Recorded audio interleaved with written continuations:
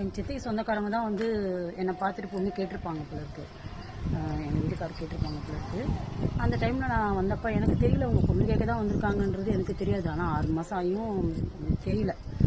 அப்புறமா ஒரு நாள் ரிசல்ட் 10th ரிசல்ட் வந்ததுங்க. அப்போ ரிசல்ட் வந்தப்போ எங்கள் அத்தை பொண்ணு வந்து ஒரே ஒரு சப்ஜெக்டில் ஏதோ ஒன்று போயிடுச்சுன்னு சொல்லிட்டு செம்மலும் எழுதுச்சு. பேப்பரில் பார்த்துட்டேன். எனக்கு வந்து கன்ஃபார்ம் தெரியும் எப்படியோ ஃபெயில் ஆகிடுவோமோ இன்னொன்று எனக்கு ஒரு டவுட் இருந்துகிட்டே இருந்துச்சு. ஆனால் எனக்கு கண்டிப்பாக சொல்கிறேன் 10th ஃபெயில் ஆனப்போ எனக்கு அழுகையே வரலைங்க. ஏன்னா எல்லா பிரச்சனையும் நினச்சி பார்க்கும்போது இது எனக்கு அவ்வளோதான்ற மாதிரி ஆகிப்போச்சு. ஆனால் 2 சப்ஜெக்டில் எனக்கு போயிடுச்சுங்க. சோஷியல் சயின்ஸ் 2லேயுமே போயிடுச்சு. எனக்கு ரொம்ப கஷ்டம்தான். இருந்தாலும் அதை பற்றி நான் ஃபீல் பண்ணல. முதல்ல அந்த இடத்த விட்டு நீங்கன்னா கல்யாணம் பண்ணி தூரமாக போயிடணுன்ற ஒரு ஆசை தாங்க எனக்கு கல்யாணம் பண்ணி. அந்த மாதிரி நிலமையில தான் நான் இருந்தேன். அந்த டைமில் வந்து அந்த லீவ்லேயே மறுபடியும் அவங்க வந்திருந்தாங்க. அப்போ சித்தி என்ன பண்ணாங்க, அவங்க அம்மா வீட்டுக்கு என்னை கூப்பிட்டு போயிருந்தாங்க. அதனால் அவங்க அம்மா